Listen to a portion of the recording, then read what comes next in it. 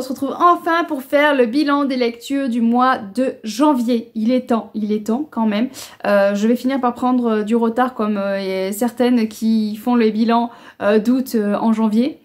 J'espère ne pas arriver jusque là, mais on va s'attaquer à ce bilan. Normalement vous avez entendu parler de tous les livres parce qu'en janvier j'ai fait des vlogs tout le mois, donc si vous regardez les vlogs vous avez entendu, donc on va parler vite fait des livres et vous avez oublié la moitié de ce que j'ai dit. Donc on peut en parler un petit peu, mais on va essayer d'aller vite quand même. Parce que j'ai fait en mois de janvier 23 lectures. Alors quand je dis lecture, ça comprend les livres audio, ça comprend les e-books et les livres papier. Voilà, je prends les trois formats, donc ça fait 23 lectures. Pour un total de 7883 pages. Alors, voilà, faut prendre avec des pincettes parce que il y a des jeunesses qui se sont lues très très vite. Il y a l'audio, donc du coup, voilà, l'audio ça aide aussi beaucoup parce que j'ai lu 1400 pages d'audio pour un livre, donc forcément ça rajoute énormément de pages. Donc j'ai fait 23 lectures et j'ai acheté 17 livres. Donc niveau pile à lire, on est bien. J'ai pas descendu autant parce que... Voilà, donc ce qui fait que ça a enlevé 5 livres de ma pile à lire. Enfin j'ai baissé de 5 livres de ma pile à lire. Donc ça c'est très positif. Je suis pas sûre de continuer à tenir ce rythme là, mais en tout cas c'est positif. Donc j'ai essayé de faire de la lecture qui m'a le moins plu à celle qui m'a le plus plu. Après j'ai les livres papier et j'ai aussi les livres que je n'ai pas en ma possession. Donc autant j'oublie ceux que je n'ai pas en papier. Donc si jamais à la fin du bilan vous voyez qu'il n'y a pas 23 lectures, c'est que j'en ai oublié un. Mais peut-être que ceux que j'ai pas en papier, je vais vous en parler là. Donc du coup il sera pas dans le classement de la moins bonne lecture à la meilleure lecture, mais tant pis parce que ça c'est une BD que j'ai beaucoup aimée. C'est l'adoption de Zidroué Mona. J'ai lu le tome 1 et 2. Avec ces deux tomes on finit voilà un cycle de saga. Et je crois qu'il y a d'autres cycles comme ça après. Mais en tout cas avec celui-là on finit. Dans l'adoption on est avec une famille qui reviennent. Ils ont adopté une petite fille et ils vont la présenter aux grands-parents. Le grand-père il est un peu bougon, voilà, il apprécie pas trop cette histoire d'adoption et tout ça. Mais petit à petit, il va s'attacher à cette petite fille, il va créer un lien avec cette petite fille, sauf qu'il va arriver un événement qui va faire qu'ils vont se retrouver voilà, séparés de la petite fille.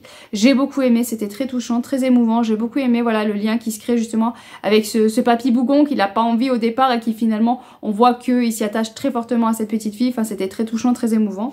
J'ai aussi écouté en audio Les Montagnes Hallucinées que j'ai adoré, c'est là où je vous dis voilà vraiment je vous en parle pour pas l'oublier, mais c'est pas du tout le classement, c'est pas du tout les lectures que j'ai le moins aimé parce que j'ai vraiment adoré de Lovecraft. Vraiment en audio, si vous pouvez, en plus c'est sur Audible, c'est gratuit, voilà, c'est compris dans l'abonnement, donc vraiment tentez parce qu'il est génial, il y avait les sons, les bruits, enfin j'étais vraiment dans l'ambiance, je l'ai écouté d'une traite parce que je ne pouvais pas lâcher tellement que c'était émouvant. On est avec un groupe de personnes qui vont dans ces montagnes et qui, on ne sait pas si c'est des hallucinations ou si c'est réel ce qu'ils voient, enfin vraiment j'ai vraiment adoré, j'étais vraiment tellement dans l'ambiance que j'étais à fond et je ne pouvais pas lâcher l'audio. Ah, il y en a deux encore que je n'ai pas en papier. Donc il y a eu Petit meurtre à Endgame de Alexandra Benedict aux éditions Charletton. J'ai plutôt bien aimé, mais je m'attendais peut-être à mieux. On est avec une jeune femme qui s'était coupée de sa famille parce que sa mère est décédée dans Endgame. Donc c'est un genre de manoir, château. Sauf que là, la tante est décédée et il va y avoir une histoire d'héritage et... Elle s'en fout un peu de l'héritage, mais sauf que sa tante, dans la lettre, elle va lui dire que si elle retourne à Endgame, on va lui révéler voilà, ce qui s'est passé pour sa maman. Donc elle va retourner à Endgame et chaque année à Noël, parce que c'est Noël, à Endgame, eh ben, ils organisent un jeu, une sorte de jeu d'énigmes. Et donc voilà, il y a cette histoire de jeu d'énigmes et elle, surtout, l'énigme qu'elle veut résoudre, c'est le meurtre de sa maman. Enfin j'ai bien aimé mais j'ai trouvé ça un peu... Voilà, c'était spécial. C'était spécial. Et j'ai lu le tome 1 de Roll Mop, le troll, le tome 1, La lune du castor de Léa Northman. D'ailleurs elle m'a fait parvenir le tome 2 donc il serait temps que je le lise. J'ai adoré cette petite histoire de petit troll. J'aime bien les jeunesses justement parce qu'ils voilà, ils font passer un message et j'ai trouvé ça très beau. Donc Roll Mop c'est un troll. Donc les trolls sont censés être moches, vilains, plein de verrues, voilà. Sauf que lui, bah, il est pas si moche que ça. Il est pas si vilain que ça. Lui, tout ce qu'il veut, c'est une vie tranquille. Il est pas trop en adéquation avec ses parents qui essayent d'être le plus moche possible, qui mangent des vers de terre, qui sont pleins de gadou, les pieds sales. Enfin, lui, il est complètement à l'opposé de ça. Donc du coup, il est un petit peu rejeté par les autres trolls. Et il va y avoir la fête du castor. Et pour ça, il faut qu'il ramasse des petites lucioles Il est content, tout va bien, il va voir sa meilleure amie, il dit ça va bien, voilà, j'ai ramassé plein de lucioles, on va pouvoir aller à la fête des lucioles, donc c'est la cérémonie du castor. Sauf que malheureusement, voilà, ces lucioles vont disparaître et donc il va falloir qu'il retrouve quelque chose pour faire de la lumière, sinon il peut pas assister à cette cérémonie. Et j'ai beaucoup aimé, voilà, cette histoire de troll qui, il est différent, donc forcément les autres le rejettent. Mais est-ce qu'il faut être comme tout le monde ou est-ce que le fait d'être différent, ça peut être positif aussi? Enfin, vraiment, j'ai beaucoup aimé, voilà, ce qui a porté le récit. Donc voilà, normalement, j'ai pas oublié les livres que je n'ai pas en papier. Maintenant, on va parler des livres que j'ai en papier. Donc de ma moins bonne lecture à ma meilleure lecture, au coup de cœur même. Donc restez jusqu'à la fin. J'essaie de faire comme tout le monde, hein. Tout le monde essaye de vous faire rester et tenir.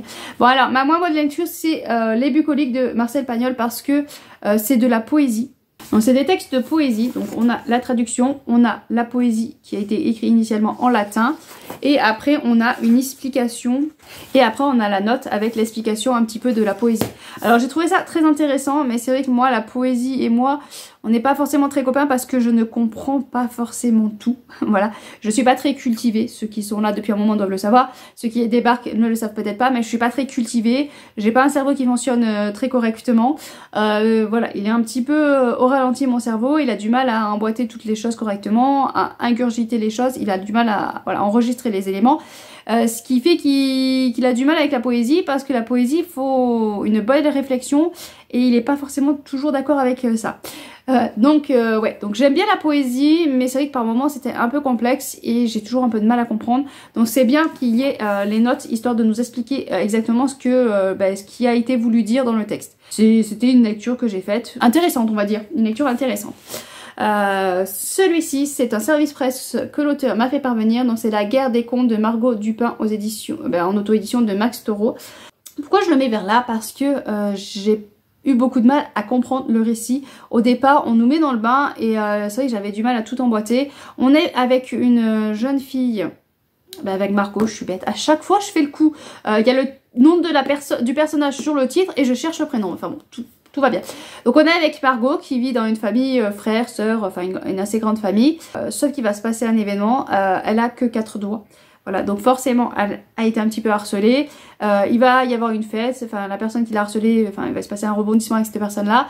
Et du coup, ça d'ailleurs j'ai pas compris. Voilà, j'ai pas trop tout compris, mais bon, parce qu'il y a quand même les gendarmes qui viennent farfouiller et bon, pas plus que ça. Elle va être envoyée chez ses grands-parents dont elle ne voulait surtout pas retourner, mais bon, elle va être envoyée chez ses grands-parents parce que le reste de la famille part en vacances, donc ils veulent pas s'encombrer d'elle qui a fait une bêtise. Donc pour la punir, ils l'envoient chez les grands-parents. Et chez les grands-parents, elle va découvrir des secrets et un univers qu'elle ne connaissait pas. Elle va pouvoir aller dans le monde des esprits. Faire la découverte de créatures, ça va se passer si je dis ça, mais elle va faire la découverte de créatures, d'autres personnes et d'autres personnes. Je sais pas trop comment en parler sans trop en dire. Donc voilà, une fois qu'elle arrive là-bas, il faut qu'elle sauve la dame. Et pour sauver la dame, il va falloir qu'elle devienne guerrière. Pour ça, elle va devoir passer des épreuves. Donc on va la voir passer des épreuves. On va la voir avec d'autres personnes de son âge. On va découvrir cet univers-là. Il y a un lien que j'aime beaucoup, c'est qu'il y a un lien avec un arbre. Et ça, je trouve ça tellement magnifique. Enfin, j'adore la puissance d'un arbre. Donc ça, j'ai beaucoup aimé ce lien avec l'arbre.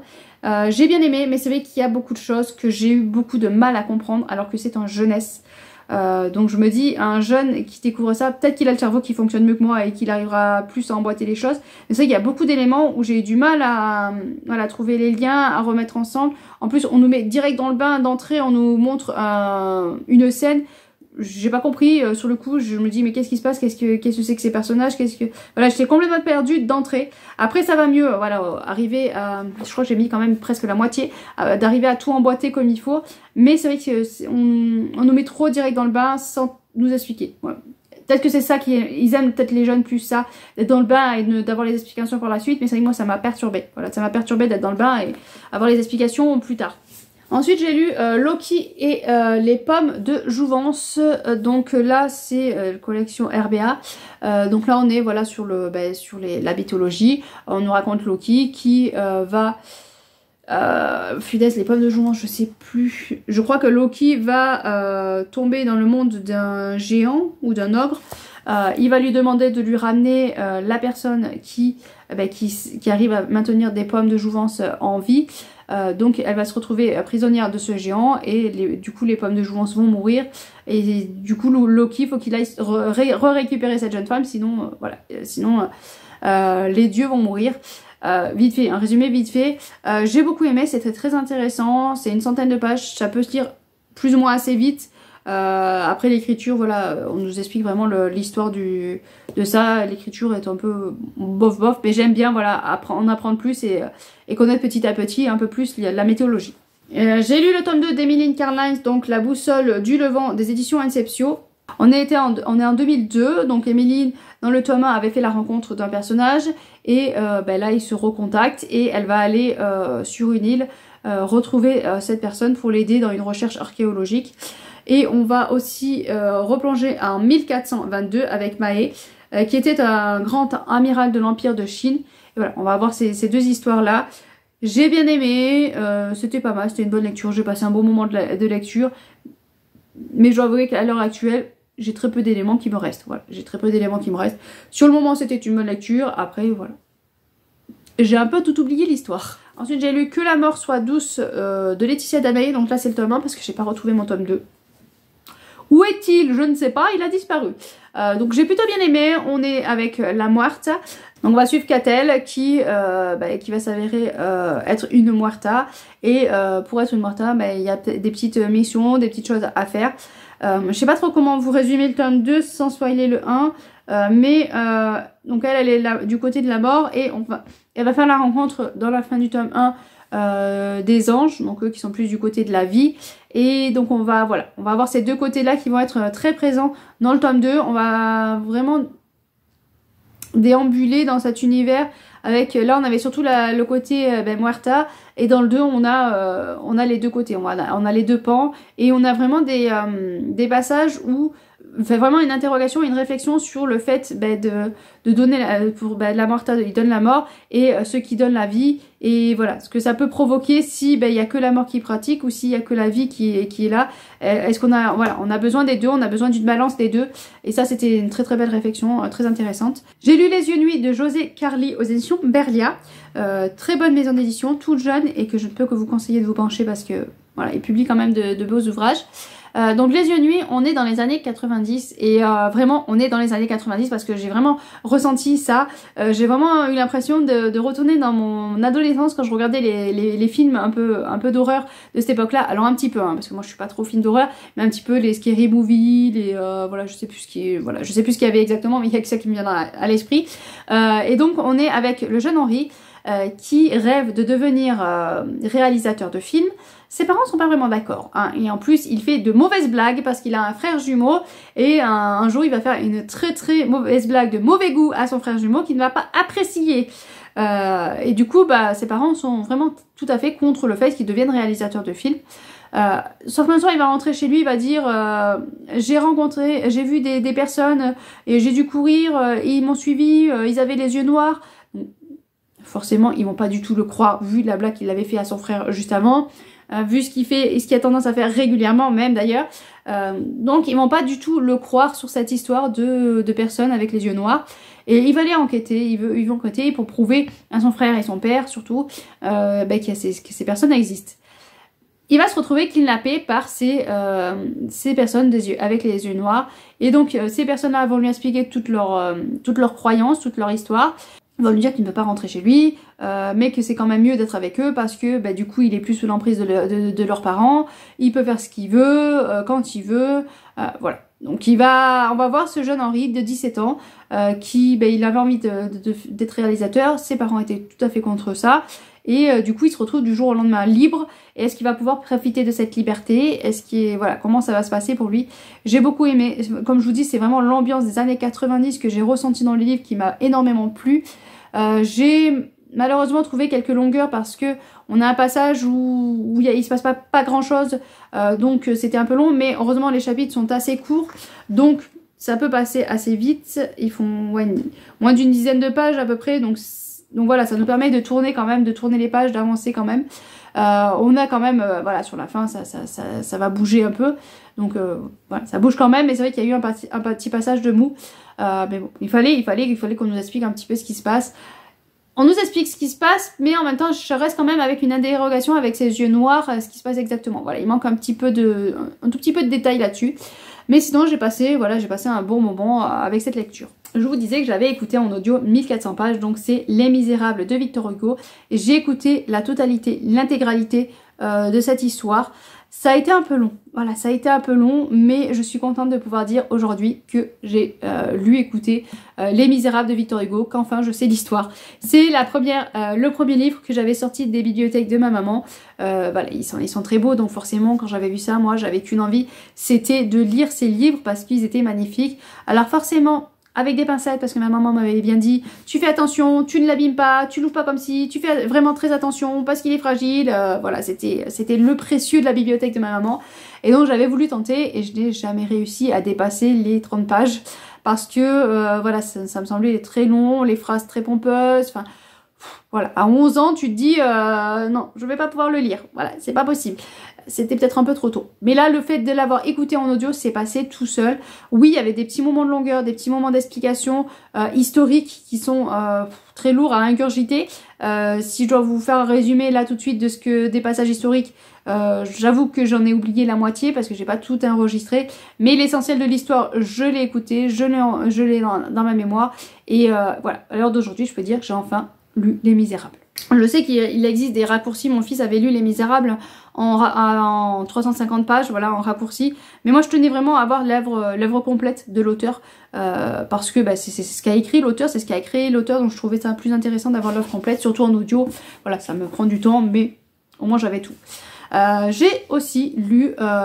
écoutez, 20 milieux sous les mers de Jules Verne aux éditions, bah, c'était collection Jules Verne, donc je sais pas exactement quelle collection c'est. Enfin, on rend une collection que ma maman avait faite. Donc 20 milieux sous les mers, pareil. Les classiques, vraiment, je trouve que c'est formidable à écouter en audio parce que il y a des moments de longueur souvent et en audio on les voit beaucoup moins passer. Donc on va explorer les fonds marins et j'ai beaucoup aimé, je trouvais ça vraiment très très beau. Vraiment, Jules Verne, ça fait un moment que voilà, je voulais découvrir parce que je sais que c'est un des auteurs préférés de Monsieur Jean-Luc Conessa, donc ça me tardait de le lire et vraiment j'ai adoré cette écoute audio, donc je vais découvrir d'autres œuvres de cet auteur. J'ai d'autres livres de cette collection, donc voilà, je vais essayer de les trouver en audio. Encore un classique, mon objectif c'est de lire 4 classiques, c'est bon, on est très bien pour cette année. Les 3 mousquetaires d'Alexandre Dumas, je l'ai écouté parce que on m'avait dit qu'il fallait, avant le Vicomte de Bragelonne, il fallait que je lise les 3 mousquetaires, donc j'avais mis le Vicomte de Bragelonne en pause. Et donc j'ai écouté les 3 mousquetaires que j'ai beaucoup aimé. Voilà, là il y a de l'action par contre, il y a de l'action, il y a de l'aventure, vraiment j'ai adoré cette écoute audio qui était voilà, très prenante. Après je pense qu'à la lecture j'aurais senti, je pense, des longueurs. En plus c'est une collection où c'est écrit vraiment trop petit, je sais pas si vous voyez mais c'est très très petit. Donc j'aurais peiné énormément à la lecture, mais en audio, voilà, vraiment les classiques passent très très bien en audio. Ceux qui ont du mal avec les classiques, écoutez-les en audio, ça devrait aller mieux. Alors des fois sur Audible c'est 1,85 en moyenne en général. Là sur YouTube je suis en train d'écouter en x2 parce que c'est vrai que la lecture est très très lente. Sinon. Ensuite j'ai enfin lu Duality, le tome 1 de Royen Verdun, donc c'est Le Monde d'après, c'est les éditions Trilogie. Tous les mois, voilà, on reçoit un petit livre comme ça, donc ça fait 70 pages à peu près, ouais c'est ça, 70 pages, et tous les mois on reçoit un petit livre pour avancer dans cette aventure-là. On est dans un monde post-apocalyptique, il y a eu un événement, et donc on suit une jeune femme. Donc on va suivre Felicity, il me semble que c'est Felicity au départ qu'on suit sur les routes, qui va croiser Lara. Par contre, chose étonnante, c'est que Lara, elle est avec son frère. Et normalement, les femmes et les hommes ne se côtoient plus. Voilà, l'événement qui s'est passé font que vraiment il y a eu une coupure entre les hommes et les femmes. Donc les femmes se sont mis dans un groupe d'un côté et les hommes se sont mis dans un autre groupe d'un côté et ils ont tendance à, dès qu'ils se croisent, ils s'entretuent. Sauf que là, ben là non, Lara s'est planquée avec son frère pour essayer de sauver leur peau ensemble. Et donc on va suivre voilà, cette jeune femme et on va suivre aussi d'un autre côté un ancien, c'est pas un ancien mais bon. C'est un militaire, sauf qu'avec l'apocalypse et tout, il se retrouve tout seul à déambuler dans cet univers-là. Voilà, vraiment, j'aime beaucoup. De toute façon, dès que c'est un monde apocalyptique, moi, forcément, ça me plaît. J'ai lu âme sang de Marion Aubry aux éditions Plume Blanche que j'ai énormément aimé. Donc âme sang, ce sont des créatures elfes vampires, voilà on va dire ça comme ça. Bon au départ je pensais que c'était un peu vampirique, parce qu'on voit les dents un peu de vampires et on voit les ailes des elfes, donc pour ça que je vous dis elfes vampires. Je sais plus si on a leur nom exact. Magnifique créature à la peau pâle, aux traits gracieux et aux ailes élégantes. Elles auraient tout des faits si leur régime alimentaire n'était pas uniquement composé de sang. Non, bah on n'a pas exactement leur nom exact, mais bon c'est des faits, voilà, des faits vampiriques, parce que bah voilà, pour se nourrir ils sont obligés de boire le sang des humains, et c'est quand même mieux quand tu vas jusqu'à les tuer, ils ont encore plus de pouvoir. Donc on va suivre des jumeaux. Il y a garçon jumeau qui est resté dans le monde sombre, dans le monde souterrain des fées, voilà, qui évolue à côté du roi, qui est le futur roi. Je vais pas en dire plus, voilà, je vais supprimer ce que je viens de dire parce que j'en dis peut-être un peu trop. Donc on est avec le futur roi, voilà, ce prince là, qui, on voit qu'il est pas à l'aise, voilà, qu'il est pas bien dans ce monde là, parce que ben, l'objectif, il faut tuer des humains pour avoir plein de pouvoir, mais on voit qu'il est un peu faible parce que il se restreint un petit peu, dans sa nourriture. Et donc on a ce côté sombre que les humains ne connaissent pas, et on a sa sœur jumelle qui elle, pour se protéger, a été cachée du côté des humains, donc du côté du jour, de la lumière. Elle va au lycée comme tous les ados normales, voilà, elle vit une vie un peu comme nous, sauf que un jour, voilà, il va lui arriver des choses un petit peu étranges. Donc on a ces deux personnages là, et qui à un moment donné, voilà, vont se retrouver. Le jeune homme en connaît un peu plus sur l'histoire, leur histoire. La jeune fille n'a pas été mise au courant de leur histoire, donc elle va tout découvrir au fur et à mesure de l'histoire. J'ai énormément aimé avoir ces deux penchants complètement opposés, avoir voilà, leur vie changé, leur vie évolué par rapport à ce qu'ils vont apprendre au fil des pages. Enfin au fil des pages, moi au fil des pages, eux au fil de leur vie. J'ai adoré voilà, voir aussi, parce qu'on a cette jeune fille qui a un meilleur ami, et j'ai adoré voilà, voir ce meilleur ami qui tient à elle. Voilà, il y a certaines choses qu'il n'a pas vues et qui, quand il le sait, voilà, veut tout faire pour protéger sa meilleure amie. On va aborder grâce à elle le harcèlement scolaire. On va aborder le fait de se trouver pas à sa place, comment on fait quand on ne se sent pas à sa place, comment on fait pour se protéger mais quand même essayer de garder des valeurs à soi. Enfin vraiment j'ai beaucoup aimé cette lecture. Voilà, j'ai beaucoup aimé cette lecture, je l'ai trouvée vraiment très très intéressante. J'ai lu un petit jeunesse, donc c'est L'étrange destin de Piette de Liléna Rousseau. Donc là on va avec des orphelins, ils sont tout contents parce qu'ils vont pouvoir aller à la fête de Noël. Donc ces trois orphelins, ils ont le même âge, mais on voit que Piette a beaucoup de mal à grandir. Voilà, elle a beaucoup de mal à grandir, elle reste toute petite par rapport aux autres. Elle a d'ailleurs un petit peu des moqueries par rapport à ça, mais heureusement elle a deux meilleures amies, elle orphelinat, et tous les trois vont partir donc à ce marché de Noël, ils sont contents. Sauf qu'il va se passer un événement, c'est que leur ami va disparaître. Donc les deux vont partir à la recherche de leur meilleur ami et vont se retrouver propulsés dans un autre univers, dans un autre monde. J'ai beaucoup aimé, vraiment j'ai beaucoup aimé cette petite histoire d'orphelin, de différence, d'aventure. Voilà, on est beaucoup sur de l'aventure, de la découverte. Piette va découvrir un peu plus de son histoire, va découvrir qui elle est, et c'était vraiment très intéressant. J'ai beaucoup aimé. Voilà, encore un très bon jeu. Alors là on va passer vite fait sur celui-ci, c'est L'Assassin Royal, le tome 6 de Robin Hobb. Je l'ai écouté en audio, j'ai adoré, voilà, j'ai adoré cette écoute, j'adore continuer à suivre les personnages auxquels on s'attache. Il y a tout un groupe de personnages et petit à petit on les voit avancer, évoluer, et on s'est attaché avec beaucoup d'entre eux. Donc j'aime beaucoup. Là je vais faire une pause du coup avec L'Assassin Royal, et il faut que j'attaque Les Aventuriers de la Mer. Que j'ai commencé à prendre en audio sur Audible, donc voilà, bientôt j'enchaîne avec Les Aventuriers de la Mer. Mais en tout cas j'aime beaucoup vraiment cette aventure. Je suis ravie d'avoir enfin découvert cette de Cross Saga. On arrive enfin dans le top 5, donc j'ai lu Memento Mori de Sandra Trinham aux éditions Plume Blanche. On est de suite dans le bain, voilà, le début nous met dans le bain, parce que on va être dans une scène de torture. Donc ayez le cœur accroché parce que vraiment c'est une scène de torture abominable, vraiment abominable. Et puis après on va découvrir un enquêteur, il va arriver sur le lieu du crime. Donc on est avec le jeune Mac, on est avec Mac Sullivan qui est chargé de résoudre une enquête d'un cadavre qui va être retrouvé complètement mutilé, mais voilà, affreux en bas d'une cage. Malheureusement, au fil de l'enquête, voilà, ils vont pas réussir à résoudre l'enquête. Et on va se retrouver quelques années plus tard. Donc le supérieur de Max Sullivan, lui, est à la retraite. Le jeune flic, lui, continue à son métier. Sauf qu'il va se retrouver dans les tours jumelles. Les tours jumelles, vous savez ce qui est arrivé. Il y a un accident. Il devrait mourir, mais memento mori. Donc la mort va...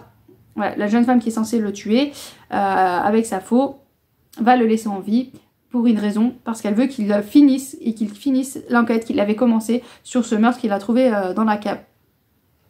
Voilà, l'objectif donc c'est de finir l'enquête de ce meurtre de cette personne, qui résout l'enquête. Et on a aussi avec cette jeune fille, Ambre. Avec Ambre qui est une faucheuse, on va avoir aussi une enquête dans son monde à elle, du côté des faucheurs avec Hades. On a Hades qui n'apprécie pas parce que celui qui a commis le meurtre affreux dont l'enquête doit être résoute se fait appeler Hades. Et le vrai Hades n'est pas d'accord qu'un humain se fasse passer pour lui. Voilà, prenne son nom pour faire ces meurtres-là. Donc voilà, donc on a plusieurs enquêtes, on est sur plusieurs plans et j'ai adoré, j'étais à fond dans l'histoire. J'ai surligné énormément de magnifiques passages parce que j'ai trouvé que voilà, il y avait des très très belles réflexions tout au long du livre. Évidemment, j'arrive pas à en retrouver. Là, voilà, là j'en ai surligné tout au long du livre, j'en ai surligné. Par exemple, là c'est quoi? Elle était un soldat et même si ses supérieurs avaient tenté à maintes reprises de lui faire comprendre l'utilité de ses missions, elle ne parvenait pas à se contenter d'un. La vie est ainsi faite, obéissez. Elle n'y parviendra jamais. Elle avait besoin de réponses, besoin de comprendre l'utilité de sa mission, de sa vie. Comment mener à bien la première et apprécier la seconde sans cela? Voilà, bon, c'est pas très explicite dans l'histoire, voilà, c'était très intéressant. Moi, vraiment, j'ai... celui qui n'a jamais trébuché, celui qui n'est jamais tombé, c'est seulement celui qui n'a jamais essayé. Voilà, des petites phrases comme ça, que j'aime bien, qui percutent et qui nous aident à avancer, qui nous aident à réfléchir aussi sur soi. Donc vraiment une très très bonne lecture. Donc il y a plein de passages, vraiment je vous dis, j'ai surligné énormément de passages dans le livre. Oui, moi je surligne, je suis désolée, ceux qui... Voilà, faut pas toucher au livre. Mais moi je surligne et vraiment de très belle histoire, vraiment très intéressante. Qui met une réflexion de soi malgré que ce soit du fantastique. On réfléchit sur soi aussi, donc vraiment... je ne peux que vous conseiller la lecture. Quand je vois la pile, en fait, je me dis que j'ai vraiment quand même énormément lu au mois de janvier. On continue avec un cas de Vincent Portugal aux éditions Plume Blanche encore. Donc un cas, ça aurait pu être un coup de cœur, mais voilà, il est assez court et donc c'est ça qui m'a été un coup de cœur, c'est que j'aurais aimé qu'on approfondisse un peu plus certaines choses. On est avec Jal qui va débarquer lors de la cérémonie du soleil. Le roi va faire la cérémonie du soleil pour faire revenir l'été ou le printemps. Le père va faire donc le roi fait une cérémonie pour faire revenir le soleil. Sauf que Jal, lui, il est clafoué de vengeance, il veut se venger. Il veut se venger parce que ce roi a détruit tout son village. Donc il a envie de se venger et donc il est là à cette fête pour se venger. Sauf qu'au moment où il va se venger, il va se passer un événement qui va tout chambouler. Donc il y a la fille du roi Ntiaya qui doit essayer de rester discrète mais qui a un pouvoir en elle et qui veut essayer de sauver son père. Et donc elle essaye d'enquêter de son côté avec son pouvoir, essayer d'être discrète. On a Jal donc qui est clafoué de vengeance qui veut se venger. Et on va voir ici la petite sœur d'Ntiaya qui a un pouvoir aussi et qui doit, sa grande sœur essaye de lui dire non mais cache-le parce que là, dans ce monde là les femmes n'ont pas de pouvoir, ne sont pas censées avoir du pouvoir, c'est seulement les hommes qui doivent avoir un pouvoir, donc il faut qu'elles cachent leur pouvoir. Et donc voilà, on va avoir ces trois personnages qui sont très intéressants et qui vont vivre une aventure voilà, à couper le souffle. Je veux pas trop en dire parce que vraiment je vous dis c'est très très court, on avance très très vite dans l'histoire, on fait vraiment, voilà, ça va très vite, ça se lit tout seul. Donc je ne peux que vous conseiller, pour les plus jeunes aussi ça peut être très intéressant. Est-ce qu'il y a des passages peut-être un petit peu durs, mais je pense que ça peut le faire, voilà, ça peut le faire. Donc un très bon jeunesse et on va passer dans le top 3. Dans le top 3, il y a celui-ci. Voilà, un petit jeunesse qui n'a l'air de rien, mais qui est vraiment superbe. C'est La licorne marron de Lilena Rousseau. Je vous en ai parlé pour l'histoire de Piette. Donc là, on est avec une licorne marron. Le problème, c'est qu'elle est différente des autres. Toutes les licornes sont normalement blanches. Donc elle, son but, c'est de partir en quête de la sorcière qui pourra la transformer pour être licorne blanche comme toutes les autres. Donc elle va partir à l'aventure, sur son chemin elle va faire des rencontres, des amitiés et petit à petit voilà elle va avancer dans sa réflexion, dans son histoire et est-ce que vraiment voilà, est-ce que vraiment elle va se sentir bien d'être comme les autres? Est-ce que c'est vraiment important d'être comme les autres? Est-ce que être soi n'est pas plus important? Voilà. Est-ce que être soi-même n'est pas plus important? Et du coup, voilà, c'est vraiment une histoire que j'ai adorée. Ça porte vraiment un très très beau message que je ne peux que vous conseiller, conseiller à vos plus jeunes. Voilà, je pense que ma fille, je ne l'ai pas fait lire. Parce que elle est encore au stade où quand il n'y a pas d'image, c'est encore un petit peu dur. Quand les chapitres sont longs, c'est encore un petit peu dur. Mais je pense que voilà, je vais pas tarder à lui faire lire. Elle va avoir 8 ans et je pense que ça peut être une très bonne lecture. 8-10 ans, ça peut être parfait. On va partir voilà, dans les 2 coups de cœur que j'ai eu en ce mois de janvier et ce sont pas des histoires très joyeuses. J'ai lu L'île des damnés d'Angelina Delcroix aux éditions Hugo Poche. Je l'ai lu en lecture commune avec Isaac Aubouk et L'Antre du Bonheur. L'Antre du Bonheur, c'était une relecture pour elle parce qu'elle avait déjà lu. Donc là, dans L'île des damnés, c'est un tome 4. Donc on peut le lire indépendamment je pense, mais on va quand même, voilà, on va pas quand même avoir des petits passages de retour dans le passé de notre héroïne qui est Joy Morell. Voilà, on a vraiment des histoires du passé de Joy Morell, de son équipe, c'est des personnes qu'on connaît déjà, donc voilà, ça peut se lire indépendamment, mais je pense qu'on y perd un petit peu quand même sans avoir lu les premiers tomes. Parce que du coup, là, on arrive dans une histoire où on est déjà accroché à Joy Morell, on tient déjà à elle, on tient déjà à son entourage, aux enquêteurs qui sont autour d'elle, on connaît voilà les personnages, donc vraiment on a cet attachement déjà d'entrée dans l'histoire. Joy Morell va devoir faire une enquête secrète. Elle va devoir faire une enquête secrète. Elle va devoir aller sur l'île des damnés. Donc elle va devoir aller sur une île qui était abandonnée. Sauf que comme les prisons sont beaucoup trop pleines, il n'y a plus de place dans les prisons, on a décidé, voilà, cette île ne sert plus à rien, donc on va balancer des prisonniers. Bon, ils sont d'accord, ils ont signé un papier comme quoi ils étaient d'accord, mais bon, on va balancer des prisonniers qui n'ont pas de famille, hein, pour être sûr qu'il n'y ait quand même pas trop de recherche. On va balancer ces prisonniers sur cette île et débrouillez-vous. Sauf que je ne sais pas pourquoi, ils ont eu l'idée de mettre deux enquêteurs, 2 flics pour voir un peu comment ça se passait au milieu de ces prisonniers. Donc ils sont censés se faire passer pour des prisonniers et ils sont au milieu de prisonniers. Des agresseurs, des meurtriers, des violeurs, des femmes, des hommes mélangés, voilà, tous fourbis mélangés. En sachant qu'il y a, voilà, je vous dis, il y a des violeurs, des meurtriers, mais il y a aussi, il y a tout un tas des chasseurs, enfin tout un tas de monstres horribles, mais il y a aussi des personnes qui ont eu un coup de folie, qui ont tué une personne juste par coup de folie. Il y a un gourou avec... Ça aussi, j'ai pas compris pourquoi on balançait ça sur l'île, mais bon. Il y a son gourou avec ses disciples. Donc il y a le gourou et il y a les disciples avec lui sur cette île. Sachant que je trouve que vraiment on a tout un panel de personnes. Oui, les disciples ont fait des choses horribles, mais c'était parce qu'ils étaient sous l'emprise du gourou. Et on les remet tous ensemble. Enfin ça j'ai trouvé, voilà, c'est un peu particulier.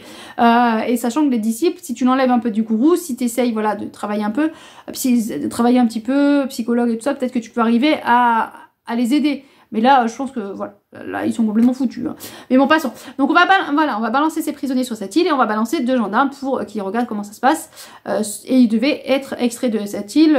Voilà, les 2 gendarmes devaient être extraits de l'île à une certaine période.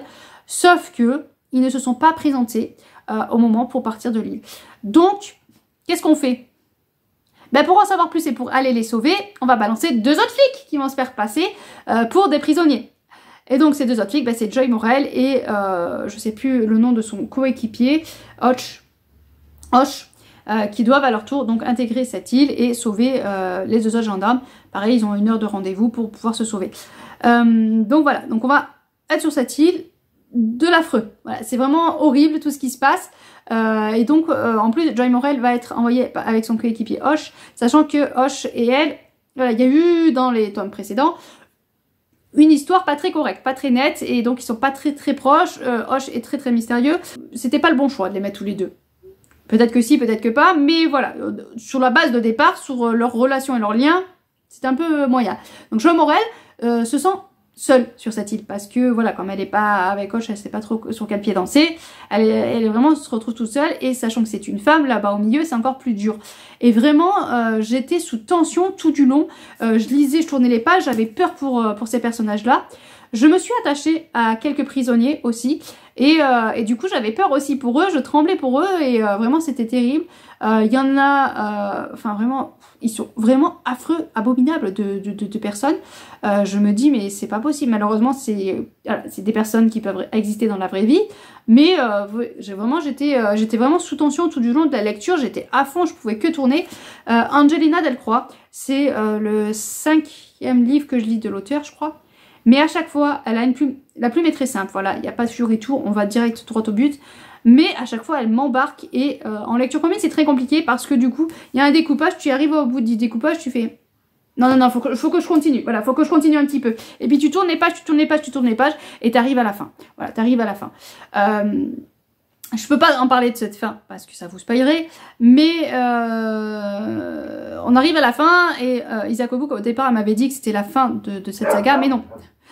On arrive à la fin, je lui ai dit non, c'est pas possible, j'espère qu'il y aura un autre tome, hein, parce que là je peux pas finir comme ça. Et bon, après, elle nous a appris qu'il y aurait une suite à cette saga, et j'ai très hâte de lire la suite. Bon, elle sort en grand format, donc j'attends le poche, parce que j'ai toute la saga en poche, mais j'ai très hâte de lire la suite, parce que vraiment, on reste vraiment sur sa fin, quoi. Voilà, on reste sur sa fin après ce livre-là. Mais vraiment, je peux que vous dire de tenter, c'est mon meilleur, c'est vraiment mon meilleur de la saga. J'ai beaucoup aimé tous les livres, mais celui-là, il m'a vraiment embarqué et mis sous tension comme pas possible. Donc je ne peux que vous conseiller.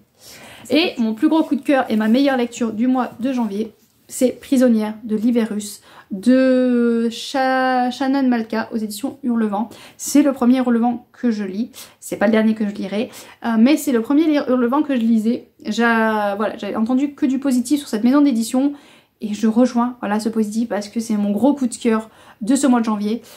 Prisonnière de l'Hiver-Russe, on est sur l'histoire des Romanov. Dolly.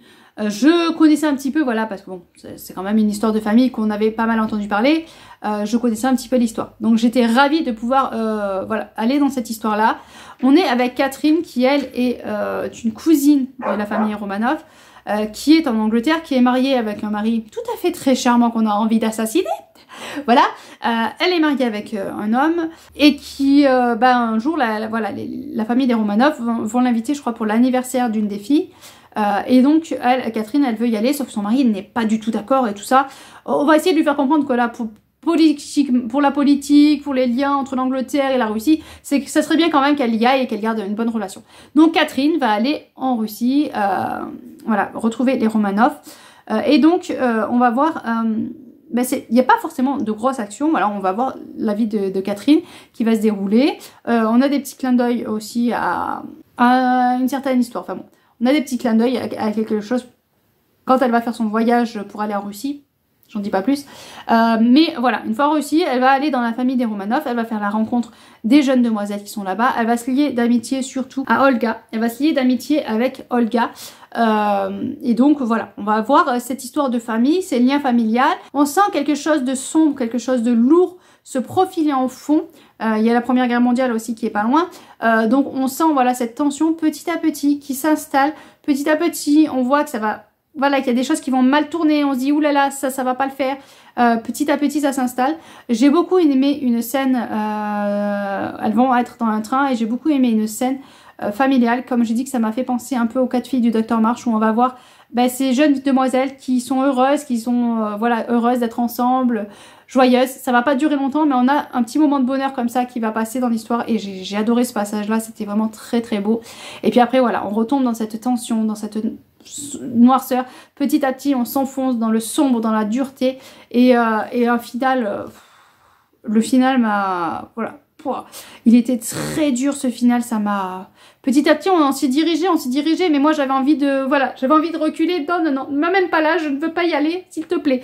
Je ne veux pas. Mais voilà, on était obligé d'y aller, on connaît l'histoire de Romanov, on sait comment ça se finit.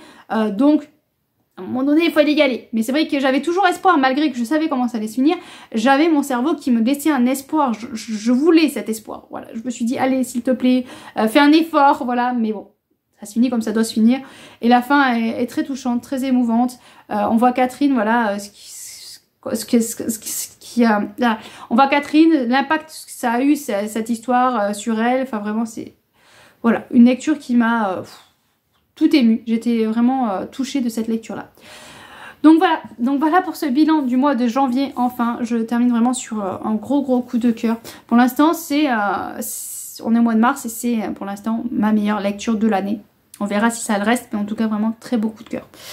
Allez, sur ce, je vous laisse. Je vous souhaite de bonnes lectures. Et à bientôt, bien sûr.